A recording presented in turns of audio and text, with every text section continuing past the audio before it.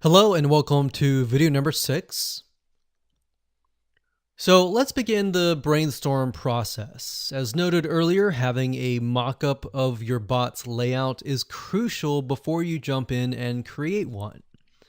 But before you can create a mock-up, you need to do a little bit brainstorming and some creative thinking.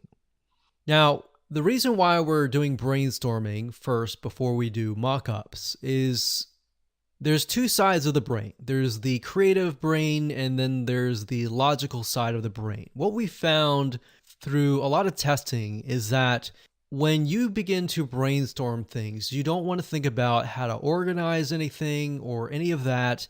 We're going to talk about that in the next video with mockups. So mockups is more of the logical side of the brains. And what we found that creates writer's block or even creative block is when you try to mix the two together. So what we're really focusing on here is just the creative process. What kind of questions that you want to ask. You don't need to worry about what happens if they say yes or no or anything like that. Just the questions that need to be asked in order to get the end results or in order to get the information that you need to give them the end result or give them the answer that they need. Now, first you need to know what is your end result. I talked about this in the previous videos, but we really need to hone this down.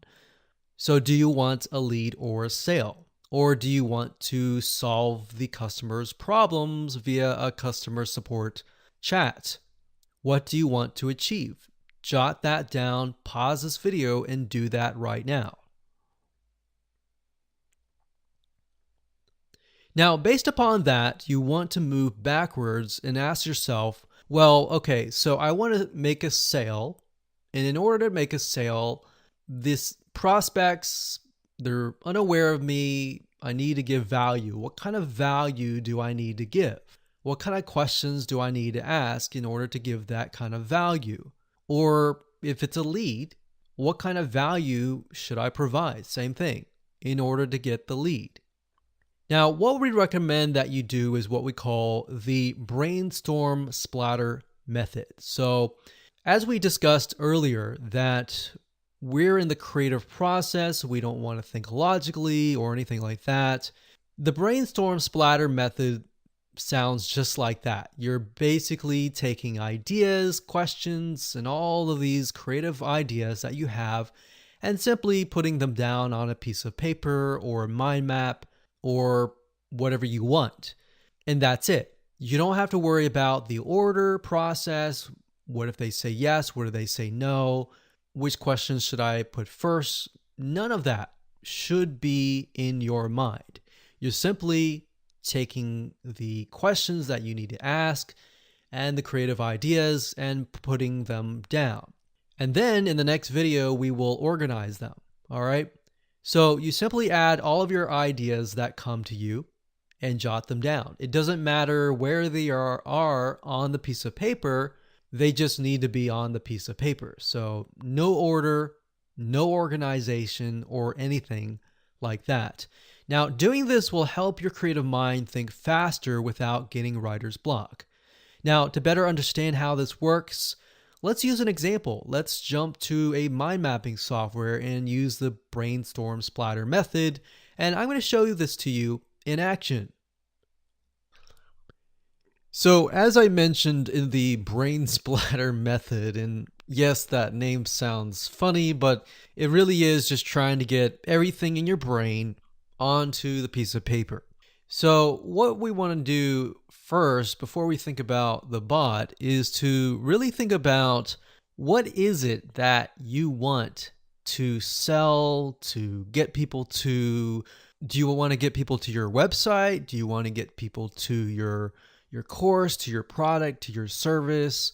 Where? So before you can even know any of that information, you need to put down what you are selling, what you're providing, and all of that. All right. So putting down here, I'm using Lucidchart, that is LUCID chart.com.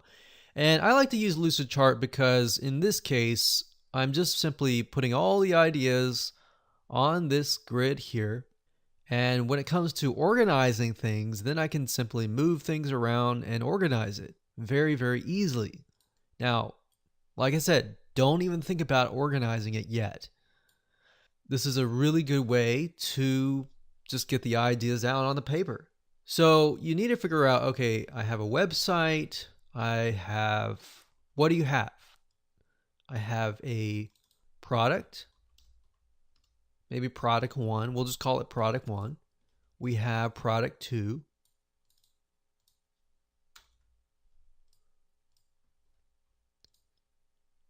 And there we go. So assuming what you have in your business that you want to ultimately as the end result to get people to, we have the website, we have product 1 and product 2.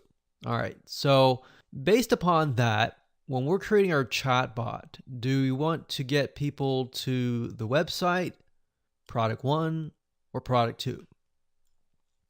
So you could either do one of the 2 or one of the 3, or you could simply do all of them. So you could have a chatbot that helps people get their questions answered, but also understands and figures out what exactly do they want. And based on that information, you could then send them to your website, maybe an article or a video. Or maybe they're in a buying mood. They don't really care about content. They already know you. They just want to find your product and find the location of your product. So product 1, maybe they're interested in product 2. So that's why you need to figure out what is it that you're trying to sell first, right? And then from this point, you can move backwards. So let's say that for this specific chatbot, I want to have the website and I want to have the product. So my goal here, and we're going to do a copy of this.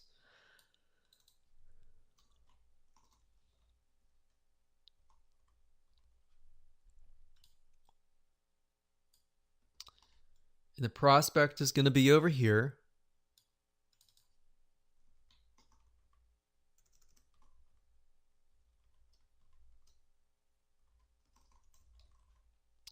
Or customer. So if we assume that, okay, most people are unaware, but some of them are customers, you need to figure out, are they customers or are they prospects? So you could ask a question first and then later on ask, have you purchased from us before or have you not? And if they say, yes, I have purchased from you, then you know to direct them maybe to the products or the website. So as you can imagine, the prospect or customers here, we need to figure out where they stand, and based upon that, we need to figure out where they want to go. All right. So from here, the chatbot essentially is just a interface between the prospect and the customer and the website or the product. And based on this and knowing this, we now know an idea of what kind of questions to ask. So let's say in realistic terms, scuba diving equipment.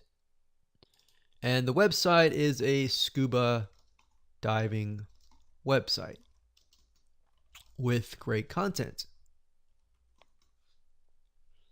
So based upon this, we can begin to brainstorm. So what kind of questions could we ask? All right, so I don't care about the order. I'm just jotting them down. So in order for me to know whether somebody's a prospect or a customer, I need to ask a question. Have you purchased from us before? So if they say yes,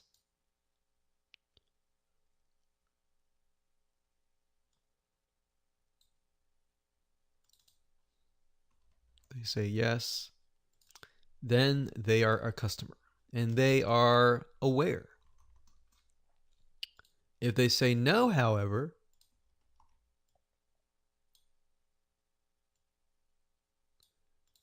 then they are a prospect. And then, of course, based on that, we now know what kind of questions to ask. Now, the prospect is going to need a little bit more pre-selling or giving them good information first whereas the customer has already gained your trust, they already have your trust, they already know who you are, they already trust you, and therefore they don't need a lot of pre-selling. So in this case, we could direct them straight to the scuba equipment. We could even direct them to, let's say, updates.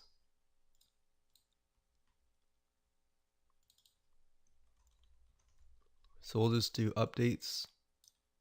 So what are all the things that a customer is going to want to know? They want to know the updates. They want to know the latest things that are happening. So we'll call this update / latest products. They're going to want to see product reviews maybe. Or even maybe they want to see like social proof before they buy. They're also going to want to know about discounts, like special deals and discounts. All right.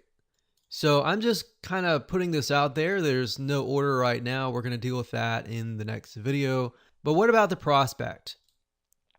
The prospect is going to need to have a little bit more pre-selling. So we're going to say needs more pre-selling, needs content. And this one little block could equal many different blocks based upon what they are looking for. So what else do they need? They are going to, before they sign up or sign up as a lead, maybe they need something of value, like a free gift. They're also going to need to have social proof. That's definitely something that would help.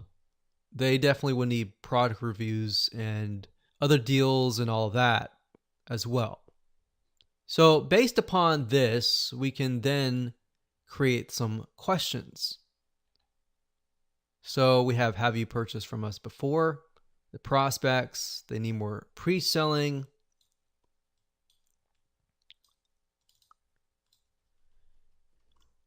And the easy way to create questions is to take a look at your content and take a look at the content that is the most popular and the most demanded content that your prospects are asking you. So look at your existing content and create questions around it. That's a super easy way to create content and create questions and all of that. So something free of value. What is it that the prospect would want? So to give you some ideas, like I briefly mentioned earlier, the scuba diving equipment, for example, if you're selling scuba diving, you could say something like the top 3 scuba diving equipment, the top 3 ways to scuba dive for the latest technology, stuff even that doesn't even relate to the actual equipment. You can, for example, yoga, if you're selling a yoga mat, you could teach about yoga. You could teach about different ways of doing yoga, different ways of stretching. Because at the end of the day, as long as the question surrounds the niche, then that's going to help you create the questions that you need. So hopefully that gives you some ideas on different questions that you can ask. And in the next video, we're going to organize all of this.